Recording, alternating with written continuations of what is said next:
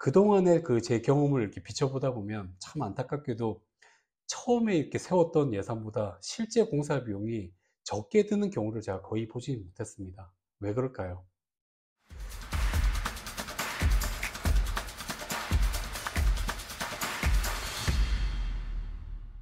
안녕하십니까. 해썹 시설공사 PM기업 푸더스의 전영도입니다. 지난 영상에서 우리가 스왑 분석과 그리고 향후 5개년 사업계획 수립을 이렇게 하셨다면, 이번 영상에서는 해썹 공장을 짓기 위한 예산 수립 방법에 대해서 알아보도록 하겠습니다. 그동안의 제 경험을 이렇게 비춰보다 보면 참 안타깝게도 처음에 이렇게 세웠던 예산보다 실제 공사 비용이 적게 드는 경우를 제가 거의 보지 못했습니다. 왜 그럴까요?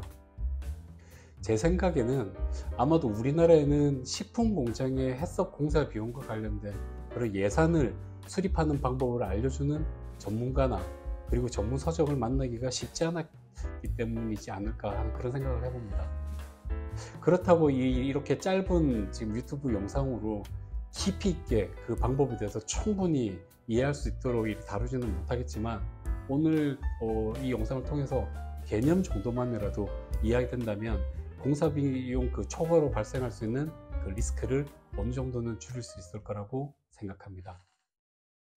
건축 예산을 수립하는 방법은 크게 5가지 요소에 대해서 검토를 해봐야 됩니다. 첫 번째로 건축 면적을 이렇게 산출을 해야 되는데요. 지난번에 향후 5개년 마케팅 계획에 따라 우리가 세워진 생산할 제품의 종류, 그 다음 생산의 양에 따른 원료와 완제품의 보관량을 예측해서 필요한 건축 면적을 산출을 해보면 됩니다. 너무 당연한 얘기 같지만 항목 하나하나에 대해서 근거를 가지고 한번 산출해 보십시오. 생산할 제품이 정해지고 보관 온도가 또 정해질 겁니다. 그리고 제품의 유통 방법에 따라 포장 형태가 정해질 겁니다. 또 우리 제품을 B2B냐 B2BC로 유통할 것이냐에 따라서 포장 형태와 포장 단위가 달라질 것이고, 또 부피와 무게에 따라 완제품 보관 창고의 렉 단수가 이렇게 정해질 겁니다.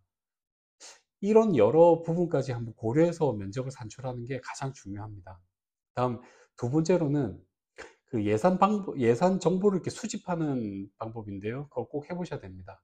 우리 제품과 가지고 동일하거나 아니면 유사한 식품 제조 공장 중에 가장 최근에 공사를 한 공장의 바닥 면적당 평당가를 한번 조사해 보십시오. 이때 유의할 점은 시공사가 식품 공장 공사가 경험이 많은 그 업체인지 반드시 한번 확인해 볼 필요가 있습니다. 식품 공장은 준공과 동시에 하자가 금방 날 수도 있지만 시간이 지나서 하나 둘씩 문제가 생긴 경우가 많습니다. 왜 이런 말씀을 드리냐면, 실제로 샌드위치 판넬로 창고나 일반 공장을 공사했던 업체의 공사 평단가와 그리고 식품 공장의 평단가는 차이가 이렇게 클 수밖에 없습니다.